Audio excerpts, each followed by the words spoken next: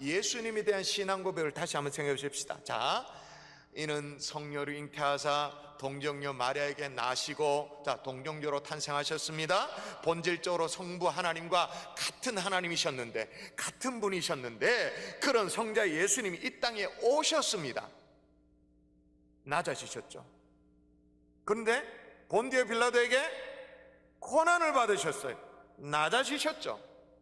십자가에 못 박혀 죽으셨습니다. 명백하게 무죄임에도 불구하고 고난받으시고 십자가에 죽으셨습니다.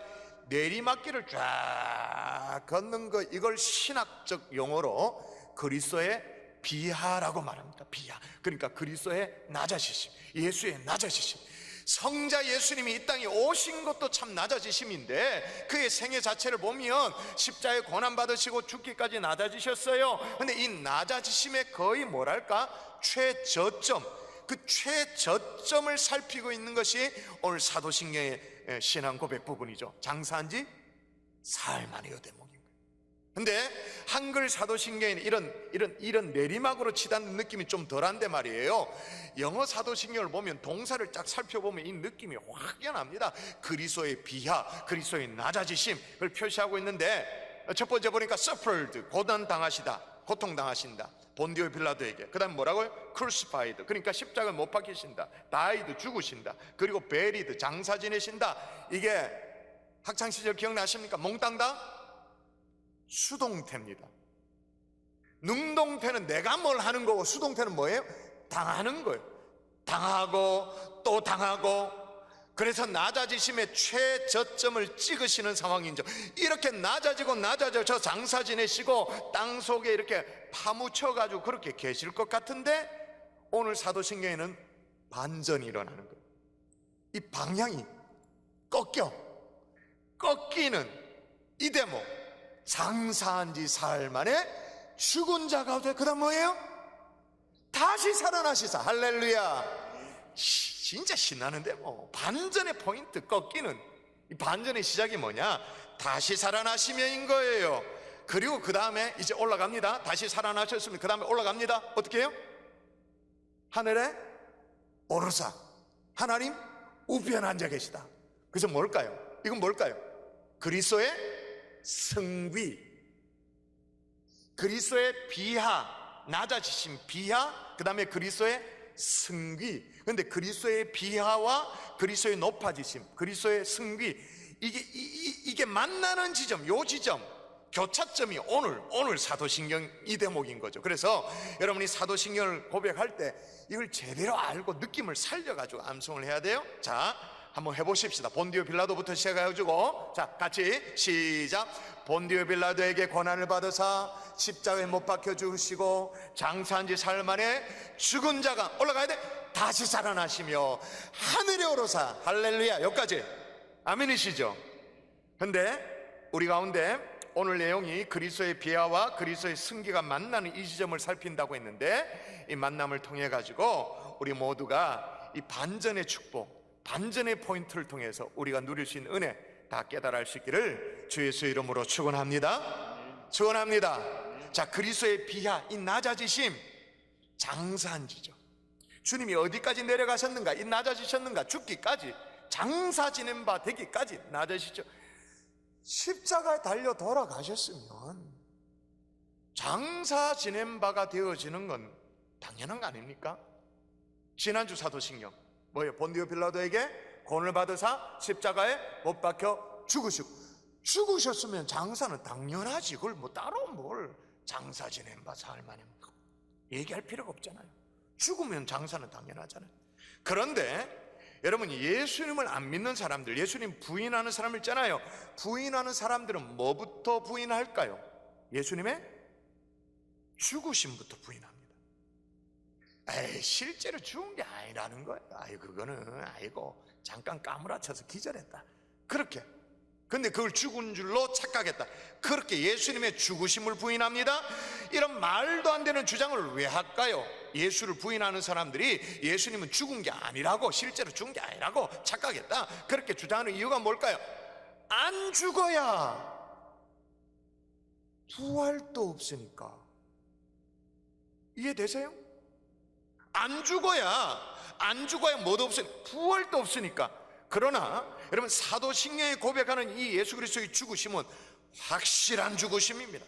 그래서 오늘 표현을 뭐라고 한다고요? 장사.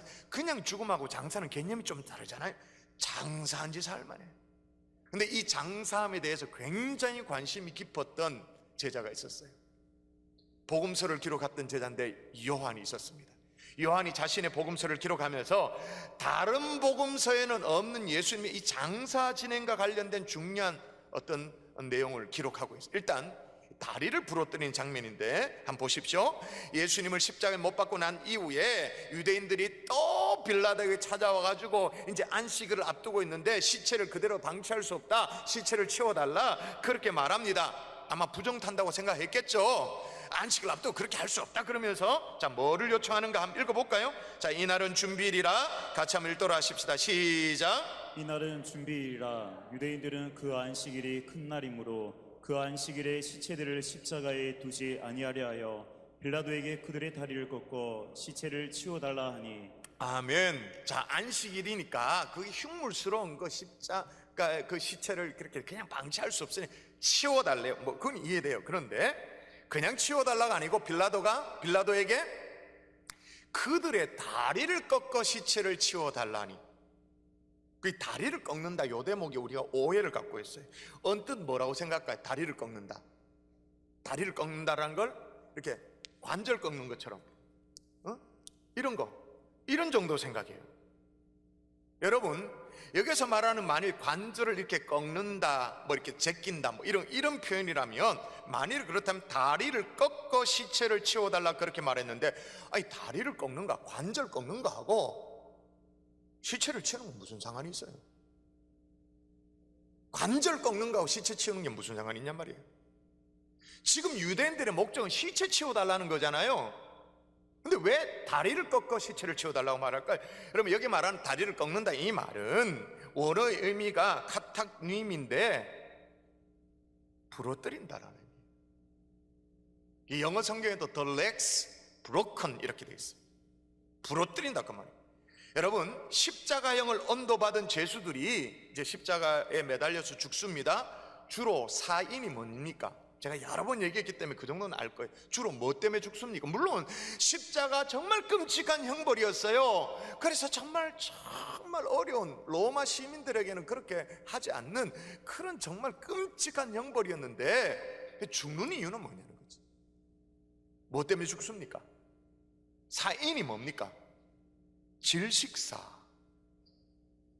과다출혈도 아니고 쇼크사도 아니고 거의 대부분이 질식사. 그러니까 숨을 쉬려면 가슴이 들려야 되잖아요. 십자가에 매달려 있으면 가슴을 들 수 없는 거예요. 숨을 못 쉬는 거예요. 숨을 못 쉬어서 죽는 거예요. 그런데 이제 최소한의 배려로 그 당시에 어떻게 했냐면, 십자가에 이제 죄수를 매답니다. 매달 때 어떻게 하냐? 다리를 종아리 부분, 이 종아리 부분을 십자가 나무에 아주 꽁꽁 묶습니다. 밧줄 같은 거 꽁꽁 묶어요. 그러면 그게 이제 좀 버팀이 되잖아요, 다리. 그래서 이렇게 들 수 있는 거죠. 자기를 숨을 쉴 수 있는 거죠. 그러니까 조금 더 배려가 있다면 뭐냐, 십자가형을 당하는 죄수의 발 밑에 발 받침대 같은 걸 해서 이렇게 딛고 딱 버틸 수 있도록, 숨을 쉴 수 있도록 하는 것, 그렇게 조치를 했다 그 말입니다. 근데 오늘 유대인들이 다리를 꺾어 달라는 얘기가 뭐냐? 다리를 부러뜨려 달라 그 말이거든요. 그 당시에 사실은 실제로 죄수를 매달고 난 이후에 형을 집행했습니다. 십자가에 매달았습니다. 근데 죄수가 안 죽으면 빨리 죽여야 될 경우에는 어떻게 했냐? 실제로 옆에 이만한 나무망치를 갖다 놓고 병사들이 죄수의 다리를 부러뜨렸어요. 다리를 부러뜨리면 어떻게 될까요? 바로 죽지. 숨을 못 쉬니까, 버틸 수 있는 게 없으니까 바로 죽는 거예요. 지금 유대인들이 빌라도에게 와서 요청하는 건 뭐냐? 확실히 죽여달라는 거예요. 다리를 부러뜨려서 시체를 치워달라 그 말은 확실히 죽여보고 그 시체 치워달라 그 말인 거예요. 참 잔인하죠. 그래서 이제 병사들도 유대인의 요구에 따라 가지고 그렇게 했습니다. 십자가 달린 두 강도, 아직 죽지 않고 퍼덕퍼덕거려 있으니까 다리를 꺾었습니다. 정확하게 말하면 다리를 부러뜨렸습니다. 그걸 어떻게 해요? 바로 죽죠, 질식사. 근데 예수님은 그렇게 할 필요가 없었어. 왜 필요가 없었다고 얘기를 하냐면 성경에 적어놨어요. 왜 그렇게 할 필요가 없었다고 말하냐? 자, 읽어볼까요? 예수께 시작. 예수께 이르러서는 이미 죽으신 것을 보고 다리를 꺾지 아니하고. 아멘. 이미 죽은 거예요. 다리를 꺾는 게 목적이 아니고 죽이는 게 목적이기 때문에 이미 죽어 있는데 무슨 다리를 꺾을 필요가 있겠어요? 물론 이게 구약의 예언을 성취한 결과다라고 성경에 기록하고 있습니다만은 더 중요한 의미가 뭐냐? 확실히 죽으셨다가 말이에요. 근데 그걸로 또 끝나지 않아. 끝나지 않고 또 어떻게 했냐? 그 중에 한 군인이 창으로 옆구리를 찌르니 곧 피와 물이 나오더라, 그렇게 말. 여러분, 해부학적 의미로 뭘 옆구리를 찔렀는데, 사람이 뭘 창으로 찔렸는데 피와 물이 나왔다, 완벽한 죽음이죠. 그럼 피가 나왔다, 당연하죠. 물까지 어떻게 나오느냐? 이 물이란 놈은 늑막과 심낭의 액체를 나타내는 것인데 저산소 쪽으로 막 시달립니다. 사람이 막 저산소 쪽으로 헥헥거리는 거죠. 헥헥거리다가 심장이 발작을 일으킵니다. 그 발작되어지는 과정 속에서 이 늑막과 심낭에 쌓여지는 게 물이래요. 그 말은 뭐예요? 옆구리를 창으로 찔렀는데 피와 물을 쏟았다. 그 말은 무슨 말이에요? 예수님의 심장이 찔렸다, 그 말이에요. 창 끝이 심장을 관통했다, 그 말인 거죠. 확실하게 죽으신 거예요. 그러면 요한복음은 다른 복음서에서 기록하고 있지 않는 이 내용을 왜 다루었느냐? 왜 그랬느냐? 하이델베르그 요리문답 제41문에 보면 이런 질문이 나옵니다. 그는 왜 장사 지낸 바 되셨습니까? 여러분도 한번 대답해 보세요. 그는 예수님인 거죠? 그는 왜 장사 지낸 바 되셨습니까? 그 대답이 뭐냐? 하이델베르그 요리문답에 의한 대답이 뭐냐? 그로서 그가 참으로 죽으심을 보여주기 위해서입니다. 여러분, 이처럼 우리 주님은 확실하게 죽으셨습니다. 그리스도의 죽으심으로 말미암아 우리의 죽음을 우리는 두려워하지 않을 수 있게 되어진 거죠. 죽음을 두려워하지 않아요, 우리가. 물론 닥침이 어렵겠습니다만, 그러나 기본적으로 뭐라고 말합니까? 자, 고린도 15장 볼까요? 사망아, 시작. 사망한 너의 승리가 어디 있느냐? 사망한 네가 쏘는 게 어디 있냐라고 그렇게 말해요. 여러분, 예수 그리스도의 죽음으로 말미암아 우리 예수쟁이들은, 우리 그리스도인들은 더 이상 죄의 형벌로서 죽음을 맞이하지를 않습니다. 이건 너무나도 중요한 거기 때문에 다시요, 우리 그리스도인은, 예수 안에 있는 자에게는 더 이상 죄의 형벌로서 죽음을 맞이하지 않습니다. 이거 완전히 차원이 다른 거예요. 무슨 얘기냐? 죽어요. 우리 예수 믿는 사람도 죽죠. 여러 가지 사인으로 죽습니다. 때가 되어 죽을 수도 있습니다.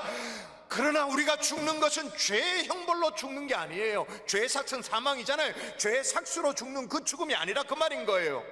죄의 형벌로 죽는 것이 아니라 뭐예요? 성화의 마지막 단계로 죽음을 맞이합니다. 무슨 말인지 모르시구나. 성화의 마지막 단계라는 말은 뭐냐면, 우리가 구원의 서정 가운데 성화가 있습니다. 그 다음에 영화가 있습니다. 이 영화는 하나님 앞에서 이루어지는 단계입니다. 성화는 이 땅에 있는 성도들이 이루어가는, 주님을 더 닮아가는, 하나님을 더 닮아가는 이 구원의 과정이 성화입니다. 근데 죽고 나면 우리가 누구 앞에 서게 돼요? 모르나요? 우리가 누구 앞에 서요? 하나님 앞에. 그러니까 성화의 단계, 마지막 단계로서 죽음의 의미다, 그 말인 거예요. 완전히 달라요. 은총이 이루어지도록 하기 위해서 우리 주님이 내려가십니다. 어디까지 내려가시느냐? 음부에까지. 다른 말로 지옥에까지 내려가죠. 이거는 제가 주일날 설교 도무지 할 수 없어서 지난 금요일 예고를 제가 말씀드리면서 자세히 다 설명드렸어요. 여러분, 사도신경에 분명히 예수님이 어디까지 내려갔다고 기록하고 있냐면 음부까지 내려갔다, 지옥까지 내려갔다라는 내용이 있습니다. 물론 한글 사도신경에는 누락되어 있어서 그렇습니다만은, 자, 영어 사도신경을 볼 수밖에 없어요. crucified, 십자가에 돌아가시고 데드 죽으시고, 그 다음에 베리드 장사되어지시고, 그 다음 이 대목입니다. He descended into Hades, 다른 말로 hell. 그리고 3일 만에 다시 살아나신 거죠. 그래서 한글 사도신경에 누락되어 있는 부분, 이 부분을 다시 살려내면 이렇게 고백되어지죠. 십자가에 못 박혀 죽으시고 장사되시고 어떻게 해요? 음부에 내려가사 사흘 만에 죽은 자 가운데서 다시 살아나시며. 여러분, 이 사도신경에 음부에 내려가사라는 내용이 있으니까, 실제로 있거든요. 있으니까 평소에 연옥설을 그렇게 주장하던 이 천주교들은요, 캐톨릭이 막 상상의 나래를 펼칩니다. 그 외에도 뭐 여러 가지 기독교 개신교에서도 교단 따라 여러 가지 다른 해석을 막 합니다. 왜 해석이 이렇게도 해석하고 저렇게도 하고 여러 가지 해석이 있냐면, 성경에 예수님께서 음부에 내려가셨다는 게 실제로 없어요. 그러니까 이렇게도 풀고 저렇게도 풀어보고 하죠. 그리고 이게 막 해석상에 막 이렇게 여러 가지가 있고 막 골치가 아프니까, 그래서 그런지 몰라도 한글 사도신경에는 애시당초 그 대목이 없어. 삭제, 누락, 불체형, 어떤 단어를 사용해야 될지 모르지만 없어요. 그러나 한국교회 성도들은 이 대목, 음부에 내려가사라는 이 대목을 원래 없으니까, 있는지도 몰랐으니까 그냥 지나가죠. 이 구절로 말미암는 어떤 오해의 소지도 없어요. 불필요한 어떤 오해도 하지 않아요. 오해를 하지 않으니까 참 좋긴 해요. 그죠? 근데 한번 물어보십시다. 무지로 인한 행복이 좋을까요? 어렵지만 제대로 깨달아 알기를 원하세요. 아이, 골치 아픈 건 난 모르겠다. 그냥 몰라서 고민할 것이 없는, 몰라서 속편한 쪽이 좋을까요? 아니면 좀 어렵더라도 제대로 깨닫고 제대로 알기를 원하십니까? 속편한 쪽을 원하시는구나. 여러분, 사도신경이 고백되어진 지난 1600년 역사 동안 거의 한국교회를 제외하고 전 세계 그리스도인들의 입술로 계속적으로 고백된 게 이거예요. He descended into Hades, 음부에 내려가사. 그렇게 고백되어져도 하등의 문제가 없었어요. 우리처럼 당황스럽지 않다고 말인 거예요. 왜 그러냐? 여러분, 우리처럼 음부를 장소적 개념으로 생각하지 않기 때문에 그래요. 우리는 금방 오씨, 예수님이 음부 지옥에 내려가요. 우리 주님 지옥에 가면 뭐야 너? 가시려면 천국 가셔야 되지. 아이고, 말도 아니다. 이 막 복잡해지는 거예요. 여러분, 지난 금요일에도 말씀드렸습니다만, 음부는, 지옥은 딱송 깊은 곳 어딘가에 어떤 무서운 장소, 그런 장소만의 개념이 아니에요. 가장 중요한 개념이 뭐냐? 관계적 개념인 거예요. 뭐예요? 하나님과의 철저한 단절. 하나님이 보시지 않는 것, 하나님이 없는 것, 하나님과의 완벽한 단절, 이게 핵심적인 음부의 개념인 것입니다. 우리 주님이 십자가를 지시면서 음부에 내려가시죠. 실제로 음부에 내려가십니다. 그래서 막 절규하십니다. 절규의 내용 읽어볼까요? 자, 하나님과의 철저한 단절이 있는 음부로 내려가시면서 하신 말씀이에요. 자, 같이 시작. 엘리 엘리 라바 사박다니 하시니 이는 곧 나의 하나님 어찌하여 나를 버리셨나이까. 철저한 하나님과의 단절, 하나님의 외면, 이걸 경험하시면서 그 저주 속으로, 어떤 의미의 지옥, 음부 속으로 내려가시면서 우리 주님이 절규하신 거잖아요. 자, 우리 주님이 어느 정도로 낮아지셨는가? 그리스도의 비하가 어디까지 내려갔는가? 음부까지. 아멘이십니까? 육체적인 죽음만 확실히 죽었다. 봐라, 장사한 지 3일, 4월 후에 봐라, 확실히 죽었지? 그 육체적 죽음뿐만 아니라 뭐라고요? 영혼의 죽음까지도, 하나님과의 완전한 단절까지도 그리스도의 비하가 여기까지 이루어진 거죠. 자, 그러면 그리스도께서 막 이렇게 한영없이 막 내려가기만 했냐? 반전이 있다고 그랬잖아요. 롤러코스터 슝 있다고 그랬잖아요. 그리스도의 승귀가 있습니다. 다시 살아나십니다. 사도신경 외울 때 가장 신나는 대목, 장사한 지 사흘 만에 죽은 자 가운데서 다시 살아나시며, 할렐루야. 이처럼 예수 그리스도의 죽음을 부인하듯이 예수님의 이 부활을 부인한 수많은 시도가 있었는데, 부활만 무너뜨리면 기독교는 뭐가 될까요? 사기극이 되죠. 그래서 막 부활을 부인하려고 도난, 조작, 가사설, 무덤 오인설, 환상설, 하나가 말도 안 되는 얘기들인데 어쨌든 그런 것들을 주장을 합니다. 무수한 목격자들이 있습니다. 그러나 1세기에 서슬시퍼렇게 살아있는 그 증인들, 부활의 목격자들이 있습니다. 그 목격자들의 리스트를, 명단을 쫙 바울이 기록하면서 기록 남기고 있어요. 자, 볼까요? 자, 명단을 보면 게바에게 보이시고, 게바가 누구예요?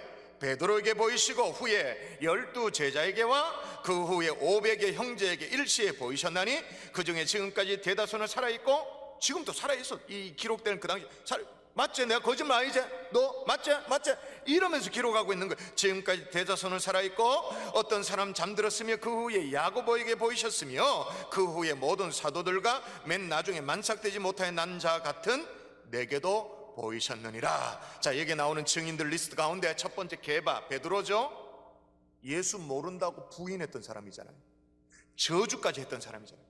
그가 어떻게 이제 나중에 변화됩니다. 어떻게 변화되냐? 그가 하는 얘기를 들어보십시다. 자, 사도행전 2장 36절. 자, 읽습니다. 시작. 그런즉 이스라엘 온 집은 확실히 알지니 너희가 십자가에 못 박은 이 예수를 하나님이 주와 그리스도가 되게 하시느니라 하니라. 아멘. 감사한 얘기죠. 얼마나 담대한 선포예요. 근데 이게 퀘션이에요. 왜냐하면 예수님이 돌아가실 그 당시에는, 십자가에 못 박힐 그 당시에는 예수님이 타겟이었거든요.